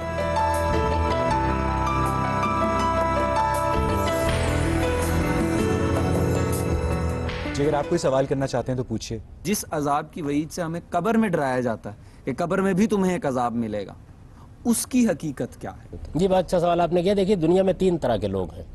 ایک وہ لوگ ہیں کہ جن کا سرکش ہونا بالکل واضح ہے، جن کے بارے میں کسی حساب و کتاب کی ضرورت نہیں ہے، جنہوں نے خدا کے مقابلے میں اپنے آپ کو کھڑا کر لیا، ایسے جرائم کا ارتکاب کر دیا کہ جس کے بعد اب کوئی میزان لگانے کی ضرورت باقی نہیں رہی. اس کی مثال ہے جیسے فرعون ہے، جس طرح ابو جہل ہے، جس طرح ابو لہب ہیں. ان لوگوں کے ساتھ جزا و سزا کا معاملہ قیامت سے پہلے مرنے کے فوراً بعد شروع ہو جاتا ہے. اس کو قرآن نے بیان بھی کر دیا ہے. یہ جزا و سزا کس نوعیت کی ہوتی ہے؟ یہ جزا و سزا در حقیقت ایسے ہی ہوتی ہے جس طریقے سے آپ خواب میں سوئے ہوئے ہوتے ہیں تو آپ کے نفس کے اوپر مختلف احوال گزرنا شروع ہو جاتے ہیں. اس میں جسم نہیں دیا جاتا بلکہ آپ کا جو اصل شخصیت ہے آپ کی، جو جس کو نفس سے تعبیر کیا گیا ہے، اس کے ساتھ معاملہ ہوتا ہے. دوسری کیٹیگری ان لوگوں کی ہے کہ جن کا معاملہ نیکی میں بالکل واضح ہے، یعنی انہوں نے خدا کے لیے اپنی جان دے دی. انبیاء علیہ السلام ہیں جن کے بارے میں کسی حساب کتاب کا کوئی سوال نہیں، یعنی محمد رسول اللہ علیہ وسلم کے لیے کیا حساب و کتاب ہونا ہے، مسیح علیہ السلام کے لیے کیا حساب و کتاب ہونا ہے. دنیا کے اندر صالحین کی بھی ایک پوری فہرست ہے. اسی کو بیان کیا قرآن نے شہداء کے بارے میں کہ ان کو مردہ مت کہو. ایک نوعیت کی زندگی ان کو دے دی گئی ہے جس کا تم شعور نہیں رکھتے اور ان کو اللہ کے ہاں سے رزق مل رہا ہے.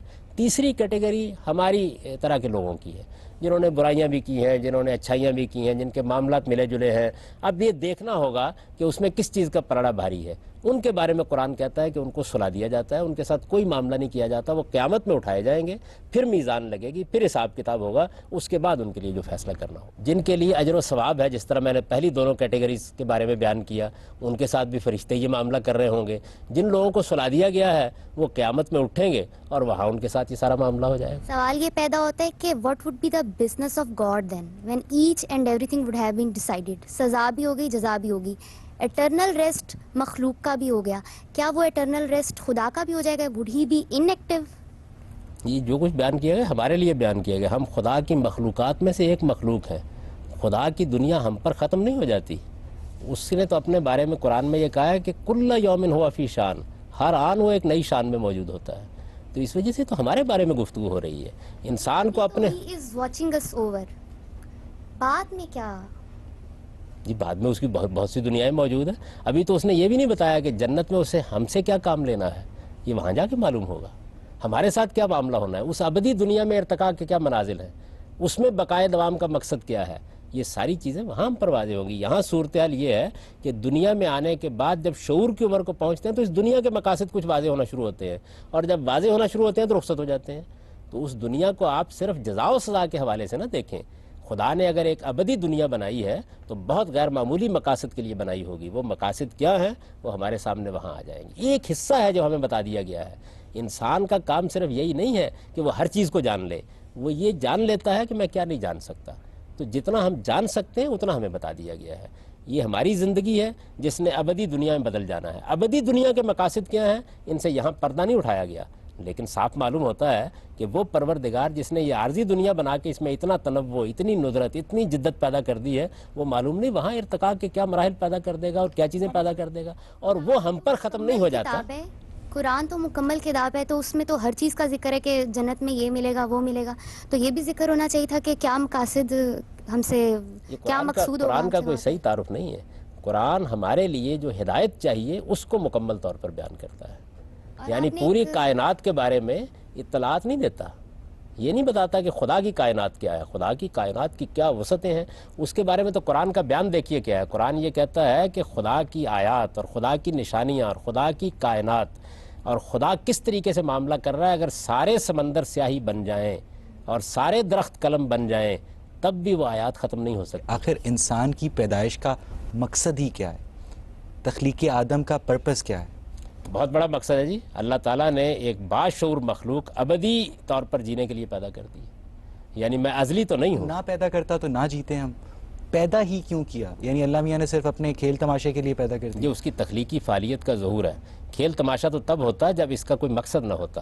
جب یہ ایک مقصد کی طرف آگے بڑھ رہی ہے اور وہ مقصد اتنا غیر معمولی ہے کہ جزا بھی ہونی ہے، سزا بھی ہونی ہے، ایک عظیم جنت بھی آباد ہونی ہے اور تزکیے اور پاکیزگی کی بنیاد پر اس کو آباد ہونا ہے، پھر یہ کھیل تماشا کیسے ہوا؟ اس کا جواب دیا قرآن مجید میں کہ اگر ہمیں کھیل تماشا کرنا ہوتا تو اس دنیا کو بنانے کی کوئی ضرورت نہیں ہے، وہ اپنے ہاں کھیل تماشا منعقد کر لیتے۔ یہ بھی تو بیان ہوتا ہے نا کہ ہم نے جن و انس کو اپنی عبادت کے لیے پیدا کیا، تو کیا یہ اس بات سے متصادم اس آیت کا صحیح ترجمہ کیجئے، اس کا صحیح مفہوم یہ ہے کہ ہم نے جنوں اور انسانوں کو اس لیے پیدا کیا کہ ہمارے بندے بن کر رہیں، سرکش ہو کر دنیا میں زندگی بسر نہ کریں۔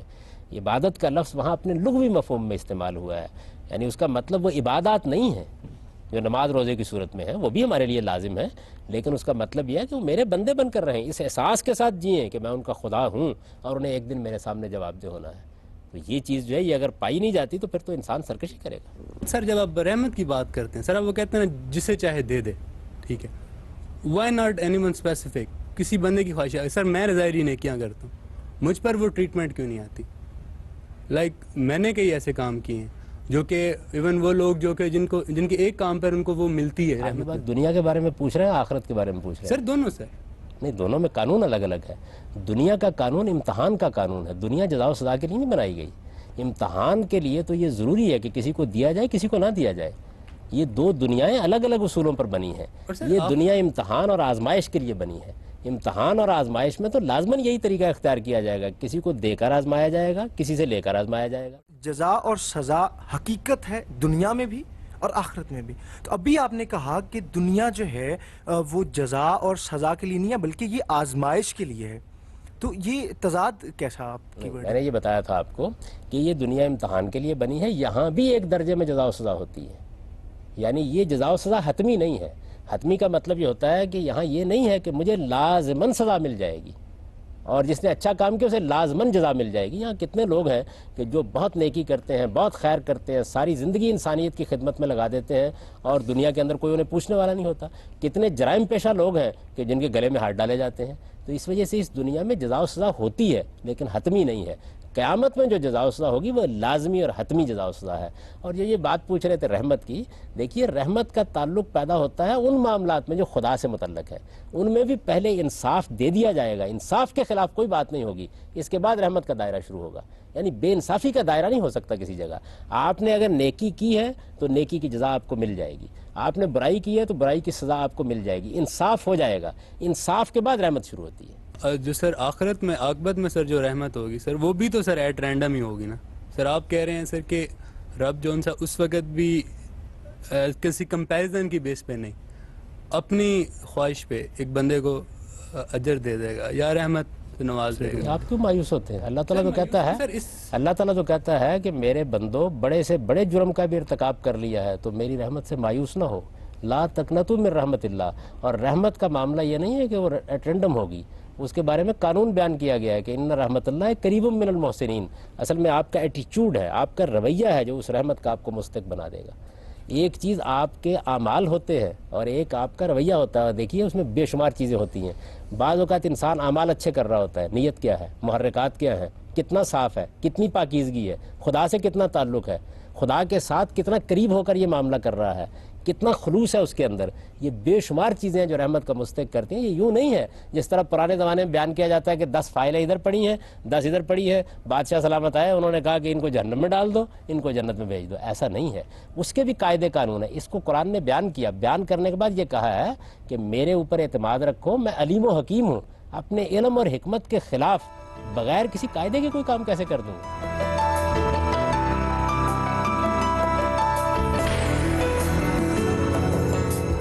میرا سوال یہ ہے کہ حضرت موسیٰ سے بھی قتل ہوا تھا، ان کی سزا ان کو آخرت میں کیا ملے گی؟ اگر آپ کہیں کہ جی غصے میں آ کر ان سے وہ قتل ہوا تھا، تو کیا آج کے دور میں یا اس وقت کے دور میں کوئی بھی شخص جو غصے والا ہے وہ غصے میں آ کر کسی کو قتل کر دے تو اس کی کوئی سزا نہیں ہوگی؟ کیا قتل کرنے کی سزا غصے والے بندے کو بھی اس وجہ سے نہیں ملنی چاہیے کہ اس نے اتنا غصہ کیا کیوں، اس پر قابو کیوں نہیں پایا؟ اگر اس کو یہ کھلی چھٹی دے دی جائے کہ تم غصے والے ہو، غصے میں آ کے قتل کر دیا ہے، اس کی کوئی سزا نہیں، تو ممکن ہے وہ آئندہ زیادہ غصہ کرے گا۔ یہ غصے میں آگے یہ معاملہ نہیں ہوگا، وہ تو انصاف دلانے کے لیے کھڑے ہوئے اور جب ایک آدمی کو انہوں نے زیادتی کرتے دیکھا تو اس کو روکنے کے لیے اپنا ہاتھ آگے بڑھایا. اس کا نتیجہ یہ نکلا کہ اتفاق سے ایسا ہو گیا. یعنی یہ ایک قتل خطا تھا. یہ بالکل ایسے ہے کہ آپ گاڑی لے جا رہے تھے اور آپ اپنی طرف سے احتیاط کر رہے تھے, لیکن ایکسیڈنٹ ہوا اور اس میں کوئی مارا گیا. تو اس کو قتل خطا کہتے ہیں.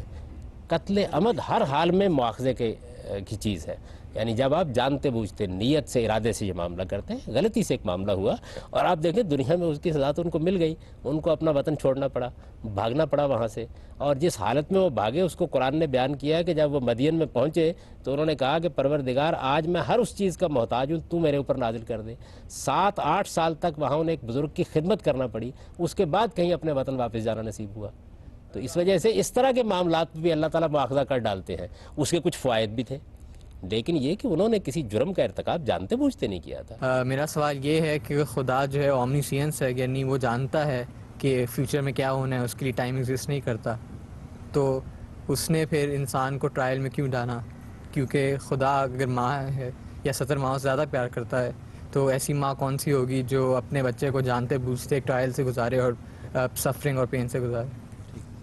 یہ پہلی بات تو یہ سمجھ لیجئے کہ اگر اللہ اپنے علم کی بنیاد پر فیصلہ کرتا تو جنت ہمارے لیے کوئی رفعت اور شان کی جگہ نہ ہوتی. یہ فیصلہ تو وہ فرشتوں کے بارے میں کیا ہی ہوئے ہے اور بہت سی مخلوقات کے بارے میں کیا ہوا ہے. ایک ایسی مخلوق جو اپنے استحقاق سے جنت کو پائے, اس رفعت اور اس شان کے ساتھ پائے, ایک امتحان سے گزرے اور کامیابی کا صلہ پائے. تو خدا نے ایسا ایکسپیریمنٹ یا ایسی ایک لیبارٹری جس کو ہم دنیا کہہ سکتے ہیں, اس کے اندر یہ سارا جس کو ہم کاسمک پلے کہہ سکتے ہیں وہ انیکٹ کیوں کیا, جس کے اندر لوگوں کو سفرنگ بھی کاز ہوئی, یا انسان کو سفرنگ سے کیوں گزارا جب یہ سب کچھ جو ہے وہ اوائڈ کر سکتا؟ یہ ایکسپیریمنٹ نہیں ہے. ایک ایسی مخلوق کو پیدا کرنا مقصود ہے جو اپنے استحقاق پر, اپنے عمل پر اور اپنے اعتماد پر کھڑی ہو کے خدا کی جنت میں داخل ہو سکے. جو سائنسدان ایکسپیریمنٹ کرتا ہے وہ مادی اشیاء کا ایکسپیریمنٹ ہوتا ہے.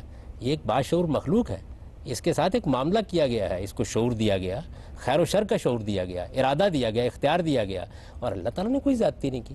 سوال یہ ہے کہ اللہ تعالیٰ نے تو آپ کو جنت کی طرف بلایا ہے. قرآن کہتا ہے واللہ یدعو الی دار السلام. انسان اپنے شعور کے ساتھ اپنے اوپر زیادتی کرتا ہے, اپنے ساتھ ظلم کرتا ہے اور اپنے نفس پر بھی ظلم ڈھاتا ہے. اللہ تعالیٰ تو 70 ماؤں سے بھی زیادہ شفیق ہیں, اس لیے کہ وہ تو آپ کو بلا رہے ہیں سلامتی کی طرف. انہوں نے آپ کو شعور دے کر, اعتماد دے کر, آپ کو خیر و شر کا صحیح شعور بخش کر دنیا کی زندگی میں بھیجا, اور دنیا کی زندگی میں بھی سارے چیزیں آپ کو فراہم کر دیں جن کے ذریعے سے آپ صحیح نتائج تک پہنچ سکتے ہیں. تو اللہ تعالیٰ اگر یہ معاملہ نہ کرتے تو یہ تو اصل میں انسان اپنی توہین کر رہا ہے. یہ کہہ کے وہ یہ کہتا ہے کہ خدا اپنے علم کی بنیاد پر فیصلے سنا دیتا, میں آزمائش سے بھاگ رہا ہوں. یعنی آپ میدان میں اترتے ہیں, ماں بھی اتارتی ہے, معاشرہ بھی اتارتا ہے, بے شمار چیزوں کے بارے میں ہمیں معلومات ہوتی ہیں, لیکن انسان کو ہم ایک امتحان سے گزارنے کے بعد وہ اعتماد بخشتے ہیں اس کو تاکہ اس کی صلاحیتیں سامنے آئیں. پھر صلاحیتیں ایک پوشیدہ خزانہ ہوتی ہیں, ان کو جب تک سامنے نہ لایا جائے وہ اپنی نشو و نما پا کے اپنی کامل صورت میں ظہور پذیر نہیں ہوتی. اگر خدا کے لیے تو کچھ پوشیدہ نہیں ہے تو خدا نے پھر جان کے انسان کو پین سے کیوں گزارا؟ نہیں, خدا نے اپنے علم میں اضافہ کرنے کے لیے یہ نہیں کیا, آپ کو اعتماد بخشنے کے لیے کیا تاکہ آپ اس دنیا میں آباد ہوں جہاں آپ کی ایک مستقل شخصیت وجود میں آئے. اسی تو انسان کا شرف ہے. انسان کا اصلی کمال یہ ہے کہ وہ روبوٹ نہیں ہے. یعنی ایک خدا کے فیصلے کے نتیجے میں معاملات اس کے ساتھ نہیں ہو رہے, بلکہ اسے بھی ارادہ و اختیار دیا گیا ہے. اس ارادے و اختیار کو وہ آزمائش سے گزارتا ہے, پھر اس کے بعد اپنے استحقاق کی بنیاد پر اس اعلیٰ منزل تک پہنچتا ہے. آپ اس شخص کا تصور کیجئے کہ جس کو ایک روبوٹ کی طرح تخلیق کر کے کسی جنت میں ڈال دیا گیا ہو, اور اس شخص کا تصور کیجئے کہ جس کو اس آزمائش کی دنیا میں ڈالا گیا, خواہشات دی گئیں, رغبات دی گئیں, جذبات دیے گئے, تعصبات دیے گئے, پھر عقل دی گئی, اور اس نے اپنے ارادے کو استعمال کیا اور خدا کے دیے ہوئے اختیار کو صحیح استعمال کر ڈالا. جو رفعت, جو شان, جو عظمت اس کو حاصل ہوگی, جو اپنے ضمیر میں اعتماد اس کو حاصل ہوگا, وہ ایک روبوٹ کو کیسے حاصل ہو سکتا ہے؟ ہمیں بتایا جاتا ہے کہ آدم کی اولاد کو اس زمین پر اس لیے اتارا گیا کہ حضرت آدم نے شجر ممنوعہ کھانے کا جرم کیا تھا. مگر قرآن مجید ہم نے یہ بھی بتاتا ہے کہ حضرت آدم نے اس گناہ کی معافی مانگی تھی اللہ میاں سے, اور اللہ میاں نے اسے معاف بھی کر دیا تھا.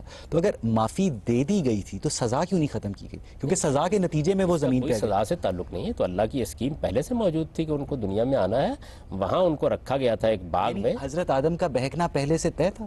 یہ بات یہ کہ دنیا میں آنا طے تھا. دنیا میں تو ان کو دنیا میں اسی لیے آیا نا کہ شیطان نے ان کو بہکا دیا تھا. ہمیں یہ بتایا ایسا نہیں ہے. دیکھیے ان کو دنیا میں بھیجا گیا, دنیا میں وہ پیدا ہوئے. قرآن تو کہتا ہے اسی زمین کی مٹی سے پیدا ہوئے, یعنی جنت کہیں اور اوپر نہیں, اسی کے اندر. بھائی وہ ایک باغ تھا اس دنیا کا, قرآن مجید نے اس کو بیان کر دیا. جی یقیناً اسی دنیا میں تھا. قرآن مجید آپ کو بتاتا ہے کہ اسی زمین کی مٹی سے ان کو پیدا کیا گیا ہے. اسی زمین کی مٹی سے پیدا کر کے ان کو ایک باغ میں رکھا گیا تاکہ ان کی فطرت ظہور پذیر ہو جائے, اور جو ابتدائی ہدایت ان کو ملنی ہے وہ عملی طریقے سے مل جائے. ویسے وہ سزا پھر کیوں نہیں ختم ہوئی؟ سزا تو تھی نہیں. یہ تو آپ نے الفاظ استعمال, قرآن نے تو نہیں کہا کہ یہ کو سزا دی گئی تھی. قرآن مجید نے کہا کہ جب وہ ان کے لیے تعلیم کا عرصہ ختم ہو گیا, ان کی فطرت ظہور پذیر ہو گئی, معلوم ہو گیا ان کو کہ انانیت کیا ہے, توبہ کیا ہے, رجوع کیا ہے, خدا سے تعلق کیا ہے, غلطی کہاں سے ہونی ہے, یہ بات واضح ہو گئی ان کے اوپر. تو گویا یوں سمجھ لیجئے کہ جس طرح آپ ایک شخص کا انتخاب کرتے ہیں, اس کو ایک اکیڈمی میں رکھ کے تھوڑی سی تربیت دیتے ہیں, اس کے کچھ نتائج نکلتے ہیں, وہ نتائج اس کے سامنے رکھ دیتے ہیں, اس کے بعد آپ کہتے ہیں کہ آپ جائیے, اب میدان میں اتر جائیے اور اپنا کام کامبی صاحب یہاں سے ہم گفتگو کو مزید آگے بڑھائیں گے, مگر ناظرین اس سے پہلے وقت ہوا ایک چھوٹے سے بریک کا. حاضر ہوتے ہیں بریک کے بعد.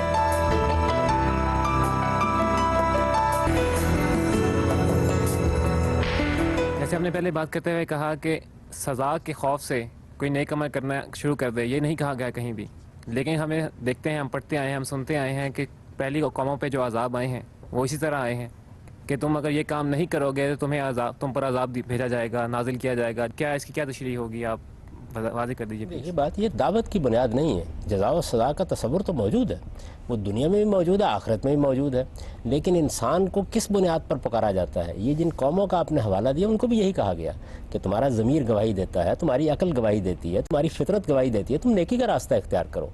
پھر ان کو بتایا گیا کہ تم علم اور عقل کی بنیاد پر بات ماننے کے لیے تیار نہیں ہو تو ہم دنیا کے اندر وہ قیامت برپا کر کے دکھائیں گے جو سب انسانوں کے لیے آخرت میں برپا ہونے والی ہے.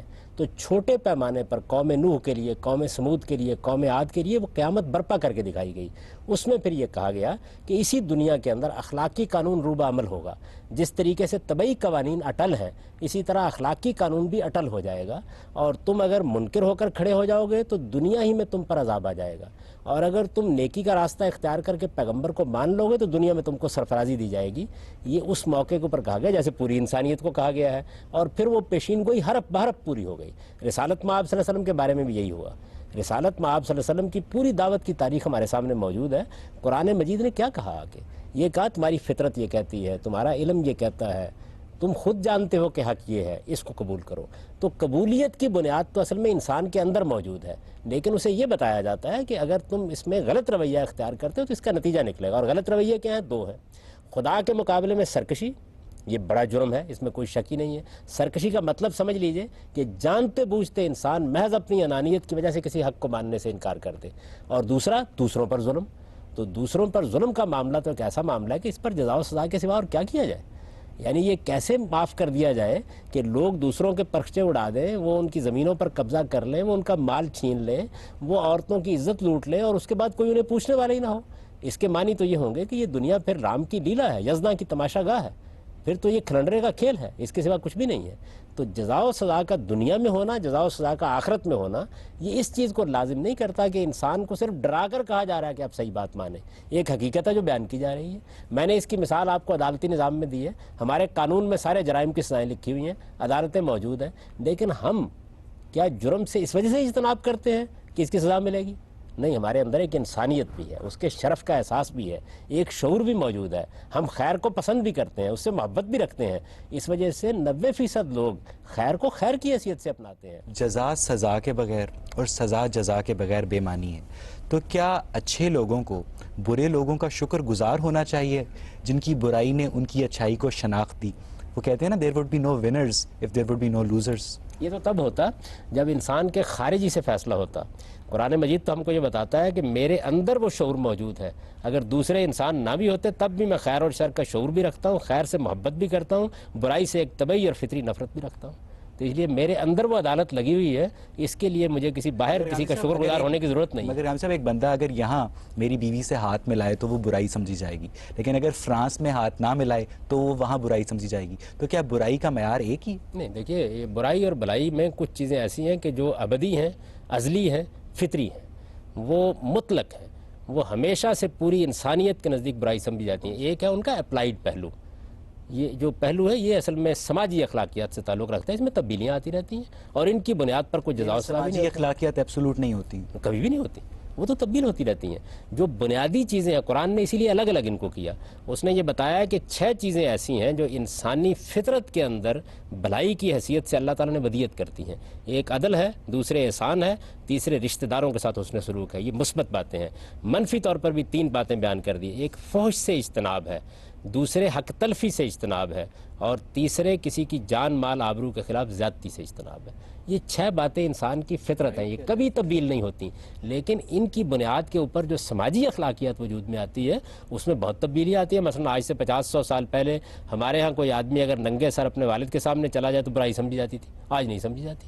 تو ان میں تبدیلیاں آتی رہتی ہیں. سے بائبل تو یہ کہتی ہے کہ شیطان نے سانپ بن کر آدم اور حوا کو بہکایا تھا. اسی وجہ سے یہ ضروری ہے کہ بائبل کا مطالعہ بھی قرآن کی روشنی میں کیا جائے، روایات کا مطالعہ بھی قرآن کی روشنی میں کیا جائے. قرآن مجید اس وقت مستند ترین چیز ہے جو اللہ تعالیٰ کی طرف سے ہمارے پاس ہے. وہ تو کسی جگہ یہ بات نہیں کہتا کہ ہم نے سزا کے طور پر دنیا میں آدم و حوا کو بھیجا ہے. وہ تو یہ کہتا ہے کہ دیکھیے وہاں کیا امتحان کیا گیا. وہ بڑی خوبصورت چیز ہے. اس میں کیا یہ گیا کہ انسان کو یہ بتا دیا گیا کہ 2 جگہیں ہیں جہاں سے شیطان اس کو بہکائے گا.